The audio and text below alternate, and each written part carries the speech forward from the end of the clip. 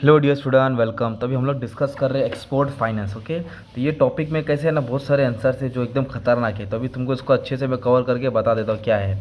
तो export finance में सबसे पहले ना कॉमन आंसर पढ़ाता हूँ, सुनो। बाकी का सभी सब लेक्चर बना दिया हो। इधर बोला है role of export financing institute. अभी चाहे कमर्शियल बैंक आन दो या एग्जिम बैंक आन दो या सिद्धि आए हो, तो आपको सबका मीनिंग पढ़ना है। कमर्शियल बैंक जो क्या करता है, पब्लिक से लेन देन करता है। सिद्धि बैंक जो स्मॉल इंडस्ट्रियल डेवलपमेंट बैंक है। अभी मैं तुमको क्या कर रहा हूँ, एग्जिम बैंक बना रहा हूँ। मतलब इसका ही आंसर तुम लोग इधर भी लिख सकते हैं, सिर्फ नाम चेंज करना है। अगर एग्जाम में कमर्शियल बैंक है तो इधर कमर्शियल बैंक डाल दो, सिद्धि है तो सिद्धि डाल दो, मतलब कॉमन है, सबका मालिक एक हो गया, राइट। तो एग्जिम बैंक क्या है, एक्सपोर्ट इंपोर्ट बैंक है। ये 1982 को बना था। इसका हेडक्वार्टर किधर है, चेम्बूर के बाजू में, मुंबई में। ओके, ये डाल दिया तुमने, अब्दुल सर के जरिए। तो एग्जिम बैंक क्या करता है, जो भी इंपोर्टर एक्सपोर्टर है उसको लोन प्रोवाइड करता है ताकि वो उसका गुड्स अच्छे से क्या करे, दूसरे कंट्री में पहुंच जाए, शिपमेंट करके देता है। तो जो भी लोन का प्रोसीजर है, जो भी पैसे की ज़रूरत है, ये एग्जिम बैंक पूरा करता है। तो एग्जिम बैंक क्या करता है, मतलब ये याद करने का। तो कोई भी बैंक क्या करता है, फाइनेंशियल असिस्टेंट मतलब पैसे की मदद करता है। फिर function of principal financial institution, मतलब एक इंस्टीट्यूशन बना के देता है जहाँ भी उनका कोई भी चीज़ जरूरत रहेगा हो जाएगा। फॉरेन ट्रेड बढ़ाता है, मतलब ताकि इंपोर्ट एक्सपोर्ट बढ़े। तो कोई भी बैंक दो चीज़ प्रोवाइड करता है, fund base, non fund base. तो फंड बेस मतलब पैसा देगा, नॉन फंड मतलब इसको बोलते हैं सर्विस देगा, उसका फीस चार्ज करता है। तो फंड बेस में क्या करेगा, असिस्टेंट। असिस्टेंट मतलब मदद करता है, हेल्प करता है किसको, इंडियन एक्सपोर्टर को। कैसे हेल्प करता है, फाइनेंशियल असिस्टेंट पैसे की मदद कर देता है। डेफर्ड क्रेडिट एक्सपोर्ट, अभी माल मतलब तुम अभी एक्सपोर्ट कर लो, बाद में तुमको मतलब अभी एक्सपोर्ट कर लो, जो है लोन ले लो, जब माल बिक जाएगा तब पैसा दे देना। It offer credit facility to deem export, अभी जो माल है एक्सपोर्ट हुआ नहीं पर होने वाला, उसको भी फाइनेंस प्रोवाइड करता है, पैसा। It finance Indian joint venture, जो न्यू रिस्की बिजनेस है उसको वेंचर देता है। S that special economic zone है, उसको 100% दे देता है। Shipment, pre shipment, post shipment. तो प्री शिपमेंट के लिए जो तुमको भी मटेरियल लगता है, मतलब कोई भी चीज़ शिपमेंट करने के लिए रॉ मटेरियल लगता है, मटेरियल इनपुट लगता है, उसको तुमको वो क्या करेगा, प्रोवाइड करके देगा। फाइनेंस करेगा मशीन को इंपोर्ट करने के लिए, कंप्यूटर सॉफ्टवेयर के लिए। अरे भाई 4-5 नाम याद कर लो ना, टेबल डायग्राम बना दो, मस्त में सजा देना तुम। अभी इसके बाद क्या लिखने का, कमर्शियल बैंक को ये हेल्प करता है। ये सब नहीं लिखने का था, यही लिखने का था। 5-6 पॉइंट शॉर्ट में लिखो, अच्छे से लिखो। Okay, facilities against deferred credit, नहीं आया तो बाद में दे देगा पैसा, है ना। और ऑपरेट एक्सपोर्ट डेवलपमेंट फंड, ये सब डाल देने के। अभी क्या, ये non fund base. Non fund base का मतलब होता है ये फंड नहीं देगा पर तुमको गारंटी देगा। गारंटी एंड बॉन्ड्स, मतलब नॉन फंड बेस में कैसे डालने का तुमको बताओ, एक सेकेंड ना। नॉन फंड बेस का एकदम एग्जाम्पल इधर दिए है, कमर्शियल बैंक। हाँ, तो क्या है, बैंक गारंटी करता है। आरबीआई क्या करता है, ऑथराइज करता है कमर्शियल बैंक को, एक्सिम बैंक को, गारंटी देता है कि जो भी बॉन्ड है वो तुम्हारे हक में मिले। जो भी बॉन्ड मतलब जो गारंटी रहता है, जो लोन रहता है, वो प्रोसीजर तुमको मिल जाए। तो आरबीआई से परमिशन लेना पड़ता है, वो दे देगा। कैपिटल गुड्स हो या डेफर्ड पेमेंट हो, कंस्ट्रक्शन कॉन्ट्रैक्ट हो, ये सब काम के लिए the various guarantee issue by bank, है ना। फॉरेन करेंसी लोन मिलेगा तुमको, मतलब बाहर से लोन मिल जाएगा। गारंटी मतलब होता है जो भी कैपिटल गुड्स होता है, कैपिटल गुड्स बोले तो मशीन होता है, बड़े बड़े प्रोजेक्ट होते हैं, वो तुम लोग एक्सपोर्ट कर सकते हैं, इसमें हेल्प करेगा। बैंक क्या करेगा, तुम्हारा bank issue guarantee for payment of retention money oversee party. Oversee party को बोलेगा भाई हमारा हमारे कंट्री का पैसा पे कर दो, इस तरह का वो बॉन्ड इश्यू करता है, राइट। गारंटी बोलते हैं उसका ना। ये वही बोला कमर्शियल बैंक वाला पॉइंट। और ये मेन डाल देना एडवाइजरी फंक्शन। तो एग्जिम बैंक क्या करता है, छोटे एक्सपोर्टर को गाइड करता है, छोटा भाई समझ को समझाता है कि it advice Indian company in executing contract, कैसे बाहर का कॉन्ट्रैक्ट करना है, कैसे माल बेचना है। इंडियन एक्सपोर्टर को एक्सपोर्ट करता है ग्लोबल एक्सचेंज, कैसे ग्लोबल एक्सचेंज कंट्रोल पॉलिसी को फॉलो करना है। एडवाइस करता है क्या, क्या एडवाइस करता है, प्रोजेक्ट अप्रोड, कहाँ से बाहर का भी प्रोजेक्ट तुम चालू करो।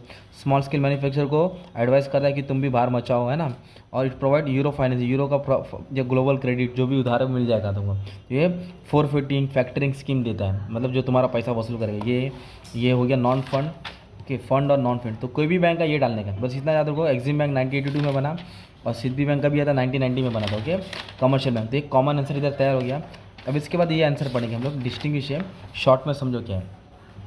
देखो, फाइनेंस मतलब पैसा, शिपमेंट मतलब गुड्स को भेजना, ट्रांसपोर्ट करना, प्री मतलब एक्सपोर्ट करने से पहला, पोस्ट बोलो तो एक्सपोर्ट करने के बाद। तो प्री शिपमेंट मतलब जो माल अभी अपन ने एक्सपोर्ट किया नहीं है, अभी अपन डॉक में शिप में भेज रहे हैं। और ये पोस्ट मतलब जब माल पहुंच जाता है उसके बाद का।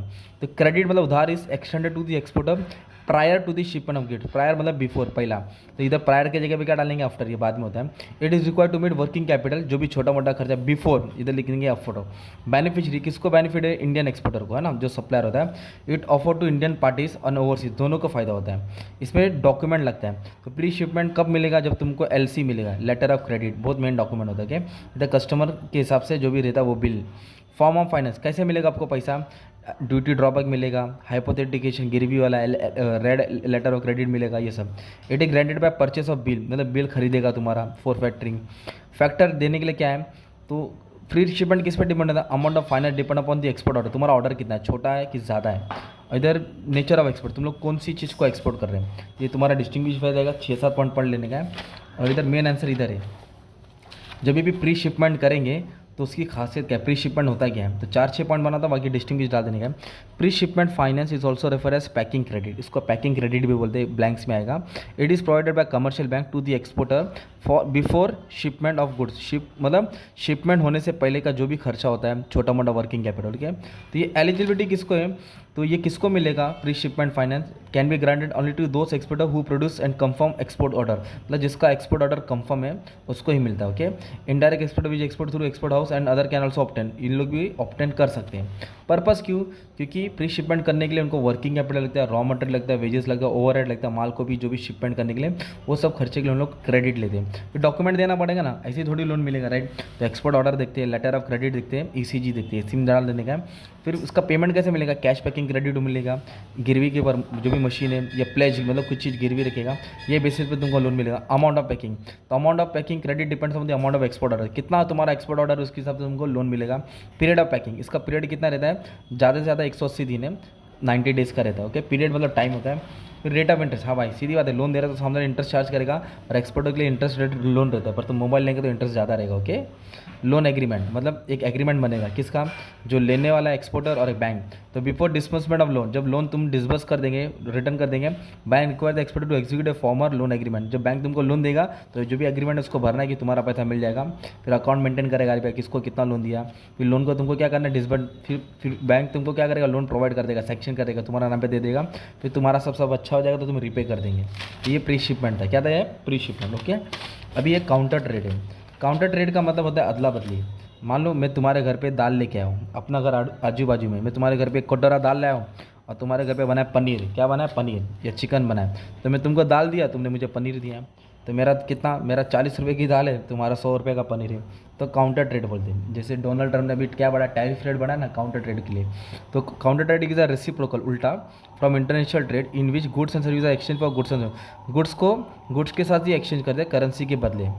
मतलब ये क्या होता है, करेंसी नहीं इन्वॉल्व होती, गुड्स टू गुड्स होता है। तो ये प्रॉब्लम दिखाया है इसमें, ओके। 4-5 नाम डाल देने का।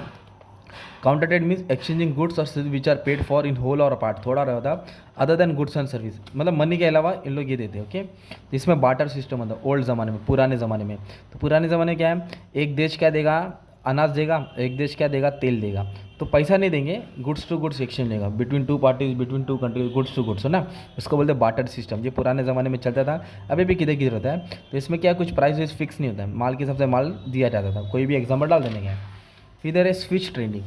इसमें क्या होता है, it is a practice in which one company sell to another company, it is obligation to purchase a given country, मतलब तू ये माल खरीदेगा। जैसे क्या बोला है, स्विच ट्रेडिंग मतलब बताता हूँ, party A party B are counter trading, दूसरों को राइस फॉर शुगर बेच रहे हैं, जिस mean party A suppose to get sugar from B and B suppose to get rich, मतलब मैं तेरे से शक्कर खरीदा तो तू मेरे से राइस खरीदेगा, मतलब मैं तेरे को बेच रहा हूँ, तू मेरे से खरीदेगा, ये होता है स्विच। आप स्विच बोलते हो, ओके। काउंटर परचेस मतलब बता, इट इज़ बोलता है पैरेलल ट्रेडिंग, पैरेलल बोलते ऑपोजिट होता है। It is also called parallel trading or parallel barter, it involve payment in cash, मतलब counter trade involve sale of goods and service to one company और in another country by company that promise to make future purchase, मतलब future में खरीदेगा, अभी नहीं। अभी क्या बोलते हैं, मैं तेरे को माल बेच रहा हूँ तो फ्यूचर में देखो मेरे से खरीदना पड़ेगा, खा माँ कसम, तो फ्यूचर में। Counter purchase is type of counter trade in which two party agree to buy goods and sell the goods to each other with separate sale contract, अलग अलग चीज़ लोग डिस्कस करेंगे। तो एक परचेस करता है, एक सेल करता है। इसमें क्या होता है, एक तरफ से इन लोग क्या बनाते हैं मालूम है क्या, फ्यूचर में वर्ड याद करना, क्या वर्ड आएगा, फ्यूचर, ओके। पहले सेल होएगा, बाद में इन लोग खरीदेंगे ना। तो 2 कॉन्ट्रैक्ट और 2 सेल और 2 डिलीवरी होता है अलग अलग। बायबैक का मतलब क्या होता है, जैसे कि चाइना अलग अलग कंट्री को लोन देता है, उधर इंडस्ट्री चालू करता है। जैसे चाइना ने पाकिस्तान में इंडस्ट्री चालू किया। It occurs when firm build a plant in country और सप्लाई द टेक्नोलॉजी या इक्विपमेंट दे रहा है ना, चाइना देता है पाकिस्तान को, and agree to take certain percentage of plant, फिर क्या लाइक मुझे प्लांट का इतना हिस्सा चाहिए, फिर पार्शियल पेमेंट, और फिर सामने वाला लोन नहीं देगा तो पूरी कंपनी, फिर पूरी ज़मीन ये ले लेता है ना। An exporter of textile machinery agrees to buy specify portion of manufacture goods as an incentive to buy, मतलब इतना तेरे को माल दे रहा हूँ क्योंकि उसको कुछ हिस्सा चाहिए, बाय बैक बोलते हैं। ऑफसेट एक अलग वर्ड है। In an offset arrangement in which seller assist in marketing product buying country and all of part of the export product assemble, जैसे कि आईफोन मोबाइल कहाँ बनता है, अमेरिका में। है ना, अमेरिका बनाता है ना, पर उसका असेंबल किधर होता है, चाइना में ना। तो आईफोन का एग्जाम्पल डालने का है, आईफोन बनाने वाला अमेरिका है पर असेंबल किधर होता है, चाइना। तो थोड़ा थोड़ा प्रोडक्ट स्पेयर पार्ट वो सब, जैसे दिस प्रैक्टिस ज़्यादा एरोस्पेस डिफेंस टेक्नोलॉजी में सब होता है। ओके, कंपनसेशन ट्रेड एक भी बाटर टाइप का in which transaction is partly in goods and partly in hard currency, थोड़ा कैश थोड़ा करेंसी, नहीं थोड़ा गुड्स थोड़ा करेंसी। मतलब थोड़ा जैसे कि हमने दुबई को अनाज बेचा तो दुबई थोड़ा तेल देगा थोड़ा पैसा लेगा। कोऑपरेशन बोले तो मिल बांट के लोग रेडी करेंगे सौदा करेंगे। हाइब्रिड बोले तो आधा आधा अधूरा। फॉरेन इन्वेस्टमेंट होगा गवर्नमेंट का, मतलब it require approval of foreign investment of government on condition that most of the production of investing companies to exported in the world. Approval of foreign investment, बाहर का कंट्री अपने में क्या करेगा, invest करेगा। ये काउंटर ट्रेड का क्या है, तो अपन फ़ायदा यही बताने का इसमें कि जो है ना फॉरेन एक्सचेंज प्रॉब्लम वो सॉल्व होता है, अपना कुछ लेन देन करने की जरूरत नहीं है, सब लेन देन होता है, बायलैटरल होता है, कॉन्ट्रैक्ट होता है, कोऑपरेशन होता है, आपस में मामला सुलझ जाता है। एक ही आंसर पढ़ने का, और एक ये है method of payment in export marketing. मतलब आप लोग एक्सपोर्ट मार्केटिंग में मतलब अपना माल फॉरेन कंट्री में बेच रहे हैं, जब फॉरेन कंट्री में माल बेचेंगे तो पैसा आएगा, फॉरेन कंट्री में माल बेचेंगे तो पैसा आएगा, तो या फिर पैसा जाए इंपोर्ट करेगा तो पैसा जाएगा। तो पेमेंट कैसे करते हैं, क्या तरीका है, तो 6 पार्ट दिया है। तो सबसे पहले वाला पेमेंट एडवांस। एडवांस मतलब होता है माल खरीदने से पहले ही वैसे पैसा दे देना। जिस method does not do any risk of bad debt, advance में बैड डेट्स होता ही नहीं क्योंकि आधा पेमेंट पहले आ जाता है ना। तो financial position of the buyer is weak और credit worthiness of the buyer is not known, है ना। तो payment is desirable when the economic political condition of buyer country are unstable. मतलब इधर होता है कि कंट्री क्या करे, माल खरीद रही है तो हम लोग एडवांस में पेमेंट कर रहे हैं या एडवांस में पेमेंट ले रहे हैं, तो एक तो बैड डेट्स का चांस कम हो जाएगा, और इससे ये नहीं मालूम पड़ता कि सामने वाला का कंडीशन कैसा है, उधर का देश का कंडीशन कैसा है। Seller is not willing to assume credit hazard in case of open account method, है ना। तो इसे मालूम नहीं पड़ता है कि रिस्क कितना हो सकता है।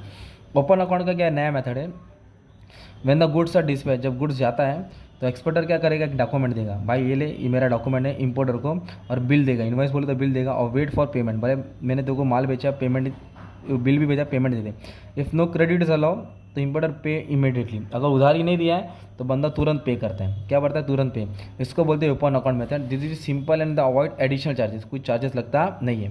तो exporter is confident of the buyer financial standing reputation, उसके नाम से हिसाब से चलता है। There is a long and well establish relation between two parties. Jethalal बाहर माल बेच रहा है, सामने वाला बोला कि 1 महीने का पेमेंट आ जाएगा, फिर 1 महीने के बाद उसको पेमेंट आ जाता है। अभी बोला पेमेंट आगे शिपमेंट ऑन कंसाइनमेंट, जो शिप में माल जाता है ना, उसको कंसाइनमेंट बोलते हैं।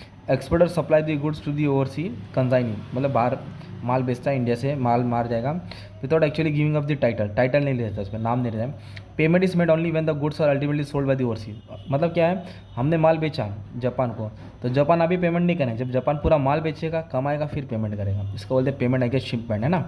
दिस मेथड कॉस्टली, इसमें बहुत टेंशन रहता है, रिस्की भी रहता है, उसका माल नहीं बिका तो साला पलट भी सकता है। डॉक्यूमेंट्री बिल क्या बोला है, under this method exporter agree to submit the document to his bank, अपने बैंक को देगा और एक बिल ऑफ एक्शन बनाएगा, क्या बनाएगा, और बिल ऑफ एक्शन में ये सब अपन को डॉक्यूमेंट देना पड़ेगा, bill of leading, invoice, bill, marine insurance देना पड़ेगा, फिर document against payment against acceptance होगा। तो डॉक्यूमेंट अगेंस्ट पेमेंट का मतलब क्या होता है, document release to importer against payment, मतलब वो इंपोर्टर बैंक को जाएगा। This method indicate that payment is made against sight draft, necessary arrangement will have to made to store the goods, मतलब पेमेंट कर देगा गुड्स के लिए अरेंजमेंट कर दो। The risk involve in that importer may refuse to accept the document, वो document नहीं accept किया तो तुम्हारा माल उधर ही रह जाएगा, तो पेमेंट नहीं आएगा। ओके और डॉक्यूमेंट अगेंस्ट एक्सेप्टेंस का मतलब होता है उसको बिल दिया जाता है, क्या दिया जाता है, बिल, बिल ऑफ एक्शन बोलते हैं उसको, नेगोशिएबल इंस्ट्रूमेंट होता है 90 दिन का। Exporter need not wait for payment till the bill is bill, मतलब उसको क्या 90 दिन के बाद पेमेंट आ जाएगा बिल के हिसाब से, ओके वो दिया है, ये वाला बेस्ट रहता है। डेफर क्रेडिट पेमेंट मतलब होता है कैपिटल गुड्स होता है ना, मशीनरी, और डेफर क्रेडिट मतलब उधारी पे मिलता है। Credit bill allow for more than 180 days to 10 साल, बड़ी बड़ी मशीन का पैसा बाद में भी आता है। तो एक्सपोर्टर को क्या है, रिसीव द पेमेंट इंस्टॉलमेंट, उसको एक साथ पैसा नहीं आता है। डेफर क्रेडिट ना EMI में पैसा आएगा, इंस्टॉलमेंट में आएगा। और लेटर ऑफ क्रेडिट सबसे मेन है, एक्सपोर्टर जब भी करता है तो ये सही करता है। The method of payment has become most popular recent time, secure रहता है, सेफ रहता है। लेटर ऑफ क्रेडिट का मतलब क्या होता है, N undertaking bye importers bank, मतलब जो फॉरेन बैंक है, मतलब इंडिया से हमने माल किया एक्सपोर्ट किया इंग्लैंड में, तो इंग्लैंड का बैंक क्या करेगा, मतलब इंपोर्टर हो गया ना इंग्लैंड, हम लोग एक्सपोर्टर हो गए, तो इंग्लैंड का बैंक क्या करेगा, payment will be made to the exporter, तो इंग्लैंड का बैंक अपने को पेमेंट करेगा, अपने को पार्टी नहीं देगा, वो पार्टी का बैंक अपने को पेमेंट करेगा, ओके ये होता है। इसका कुछ स्टेप्स होता है वो पार्टीज़ का, वो याद करने का। एप्लीकेंट है, फिशिंग बैंक होता है, एक एडवर्सरी बैंक होता है, बेनिफिशियरी होता है ना, तो ये प्रोसीजर रहता है उसका। तो पहले एक्सपोर्टर रिक्वेस्ट भेजेगा, तो इंपोर्टर रिक्वेस्ट टू इस बैंक को, अपने बैंक को बोलेगा अरे देखो ना ज़रा इंडिया से माल आया, इंग्लैंड वाला बोलेगा ठीक है बेटा, फिर लेटर ऑफ क्रेडिट इशू करेंगे, फिर उसके बाद जाएगा, फिर गुड्स जाएगा, डॉक्यूमेंट चेक करेगा, फिर पे अपनों को पेमेंट मिलेगा, फिर डॉक्यूमेंट इंपोर्टर के पास जाता है। ये था तुम्हारा लास्ट मॉड्यूल। इतना तो कोई भी 4 आंसर पढ़ना पड़ेगा। कॉमन साइज बहुत खतरनाक वर्ड है, टेक्निकल वर्ड है, इंपोर्ट एक्सपोर्ट, तो जितना हो सकता है मैंने करा है। ओके,